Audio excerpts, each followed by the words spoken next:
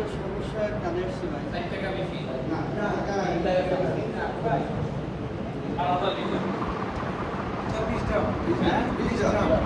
নিয়তের সাথে ব্যবসা করেন, আপনাদের সর্ব দিকে আমরা সহযোগিতা করেছি, কিন্তু আপনাদের যে সরকারের আইন, সরকার আপনাদেরকে লাইসেন্স দিয়েছে, সেই আইন মেনে আপনাদেরকে ব্যবসা করতে হবে। আপনারা যদি মনে করেন যে না আমি সরকারের আইন মানব না, তাহলে কালকে আপনাদের এই সাব লাইসেন্স, আপনারা এজেন্ট লাইসেন্স আপনারা ডিসি সাহেবের কাছে অথবা আপনাদের ডিপুর কাছে আপনারা হস্তান্তর করে দেন।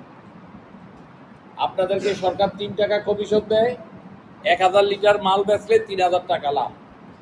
500 টাকা না 1000 টাকা নাইলে আপনার খরচ হবে, আপনি 2000 টাকা লাভ, পার ডে 2000 টাকা লাভ করলে অনেক টাকা। এবং আপনাদের থেকে যারা খুচরা বিক্রি করে, খুচরা বিক্রেতাদেরকে আপনাদের কন্ট্রোল করতে হবে, দায় দায়িত্ব আপনাদের। যদি কোনো খুচরা বিক্রেতা আপনার থেকে মাল বেশি নেয়, টাকা বেশি নেয়, তাহলে এটার জন্য আপনারা দায়ী থাকবেন সমিতি। আমরা পর্যাপ্ত পরিমাণ তেল দিচ্ছে সরকার এবং মজুদও আছে পর্যাপ্ত। একটা সরকারের গত বছর আপনাকে যা তেল দেওয়া হয়েছে এপ্রিল মাসে, এই বছরও তাই দেওয়া হচ্ছে। তাহলে আপনার ক্রাইসিসটা কোথায়? আমি তো ক্রাইসিস দেখছি না। গত বছর যে পরিমাণ শস্য উৎপাদন হয়েছে, আজকে একইভাবে শস্য উৎপাদন হচ্ছে, কোনো জমির পরিমাণ বাড়ে নাই।